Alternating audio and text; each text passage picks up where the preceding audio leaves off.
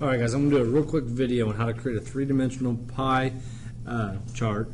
So first off, I'm going to do is, as always, I'm going to open my script that I've been working with, and I saved it to my desktop, and I named it data. That way I could use it for multiple data sets, not just this data set.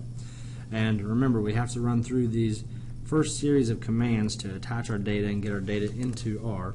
So I'm going to just do Control R for these first series of commands. So we're going to just try to go over these again, guys. We're going to get our working drive, set the working drive. I switch it to desktop. I'm going to name my data, DIST-TYP, check to make sure I see my data, attach my data, verify the names of the data so I know what I'm working with, and then use some kind of quantitative code to just verify that R is reading the data correctly. So I'm going to just do mean and median income. And that verifies that it does read it and it's in the system. So now I'm going to slide down through my codes and work down here to pie chart. So now remember, if I hit Control R, it's going to say F tab could not be found. So in order to do this, I need to go up here and find where I created the F tab right here. F tab was the table of type. So I hit Control Run, Run. So it's going to tell me that my frequency tabulation for rural, small town, suburban, and urban follows such. So now that I've done that, I can go back down here and complete my pie chart. So if I run the pie chart command, we get this simple two-dimensional pie chart that has all the labeling. Now this just isn't that fancy of a pie chart to draw. So if we want to create a nicer pie chart, we can create a three-dimensional, but we have to have this package called the plot.rix. Now, the other evening I went up here to try to go to packages, and I couldn't find it because I didn't have internet access. So if that doesn't work, you can always do install.packages in parentheses quotation marks plot.rix. And even if it doesn't show up in the packages list here, as long as you have internet, it'll install that package. So if I hit Control R, it'll tell me that it's running, and it says please select a crayon mirror, and I'm going to go down here to USA, California 1. It's going to run through the process of installing the package. Now once I've installed the package, you still have to library it, which is basically just putting it into the system to where R can now use those commands. So I'm going to library plot.rix, and then now I have the ability to do pie3d, this command here. And if I do it, you'll see I now have three-dimensional pie. Now the issue is I've lost my labels, I've lost my title, so to handle that, that requires a little additional work. So we can't just do pie3d ftab.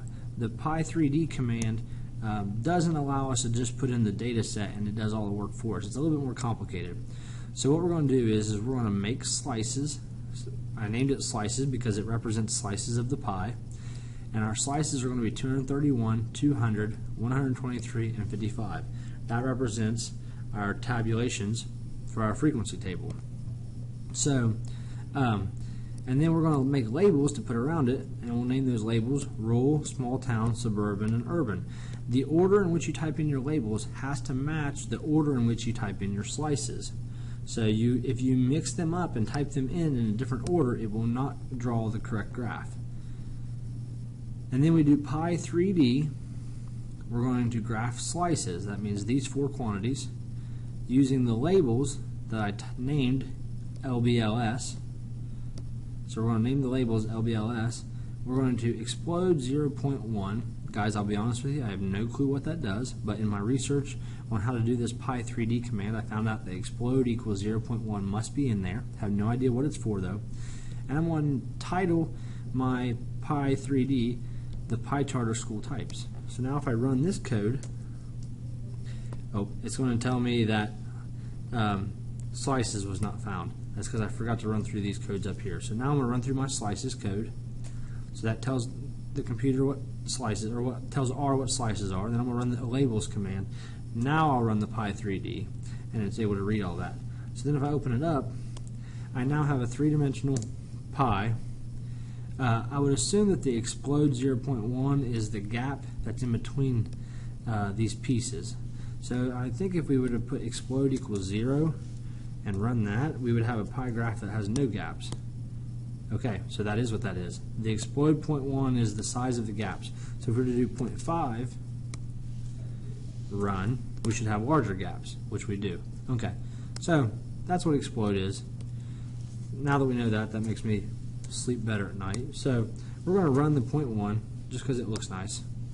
Open it up to see it. And there's our pie chart of school types with a three-dimensional graph in color, which is much nicer looking than our simple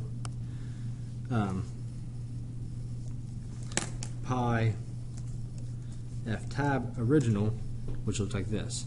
So the previous one here looks much more professional. So that would be one that would be very easy to copy. Go into our Microsoft Word,